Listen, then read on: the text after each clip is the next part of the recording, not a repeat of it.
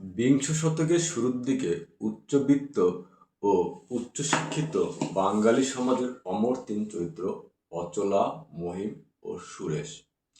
অচলা মহিমকে ভালোবাসে আর সুরেশ ভালোবাসে অচলাকে। এই ত্রিভুজ প্রেম মাঝে মাঝে বন্ধু হয়েও শুধুমাত্র অচলাকে পাবার নেশায় উন্মাদ সুরেশ।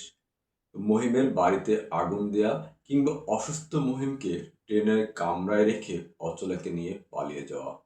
অচলার দোলাচল মনোবৃত্তি, সমাজ বহির্ভূত রীতিতে অচলার শরীর নিয়ে মাতোয়ারা সুরেশ। অচলা বাধাহীন নিমগ্নতা, কিন্তু সমাজ প্রকোষ্ঠে তার বাঁধানো মন। অবশেষে সুরেশের আত্মহুতি, অচলার একাকিত্ব, মহিমের দায়িত্ববোধ, রামবাবুর সমাজ রক্ষার জন্য গঙ্গা অভিমুখে ছুটে চলা গৃহদাহ উপন্যাসকে নিয়ে গেছে অনন্য উচ্চতায়। শরৎচন্দ্র চট্টোপাধ্যায় এই উপন্যাসকে নারীকেন্দ্রিক ও নারীর মনকে আবৃত করে দুই বন্ধু সুরেশ ও মহিমের মানসিক দ্বন্দ্বকে প্রকাশ করেছেন তার সুরচিত লেখনের মধ্য দিয়ে। এই উপন্যাসে শরৎচন্দ্র বাঙালির নারীর প্রকৃত মনোবাসনাকে তুলে আনতে চেষ্টা করেন তিনি তার অনন্য লেখনের মতো। এখানে সামাজিক রীতি ভেঙে শিল্পের চরম উৎকর্ষতা দেখাতে ব্যর্থ হন শরৎচন্দ্র।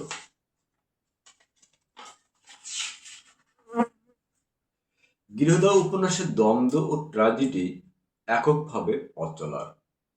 তার ট্র্যাজেডি সম্পূর্ণ করতে উপন্যাসের অন্যান্য চরিত্র স্ব ভূমিকা পালন করেছে মাত্র।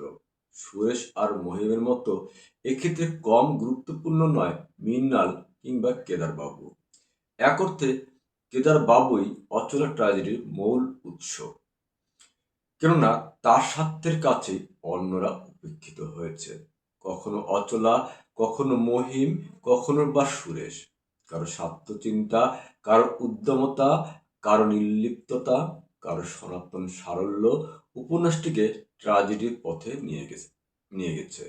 অচলার দোলাচল বৃত্তি এক্ষেত্রে মুখ্য ভূমিকা পালন করেছে, যা অনস্বীকার্য। শরৎচন্দ্র মূলত চরিত্র প্রধান উপন্যাস রচয়িতা। চরিত্র সৃষ্টির বিস্ময়কর নৈপুণ্য শরৎ প্রতিভার অন্যতম বৈশিষ্ট্য। গৃহদাহ উপন্যাসেও এ কথা গভীরভাবে সত্য। শরৎচন্দ্র চরিত্রায়ন কৌশলের প্রধান ভিত্তি ভাবালুতা ও আবেগ নির্ভরতা। গৃহদাহ উপন্যাসের চরিত্রপুঞ্জে সে অর্থে পরিপুষ্ট নয়, বরং এখানে চরিত্রায়নে সীমিত পরিমাণে মননশীলতার ব্যবহার লক্ষ্য করা যায়। গৃহদাহ উপন্যাসের প্রধান তিনটি চরিত্র অচলা, মহিম এবং সুরেশ। এদের সঙ্গে আছে মৃণাল, কেদারবাবু, রামবাবু। কাহিনীবৃত্তে এই কয়েকজনের ভূমিকা যথেষ্ট গুরুত্বপূর্ণ। এসব চরিত্রের মধ্যে অচলা ও মহিম অন্তর্মুখী এবং জটিল চরিত্র। পক্ষান্তরে কেদারবাবু, সুরেশ জটিল ও বহির্মুখী চরিত্র। মৃণালও বহির্মুখী চরিত্র, আর সমাজের ধারক বাহক রামবাবু একাই এক দিকে ছুটে চলছেন। তবে এই উপন্যাসে সব চরিত্রকে মাঝে মাঝে অন্তর্মুখী সত্তার ঝোঁকটাও থেকে যায়।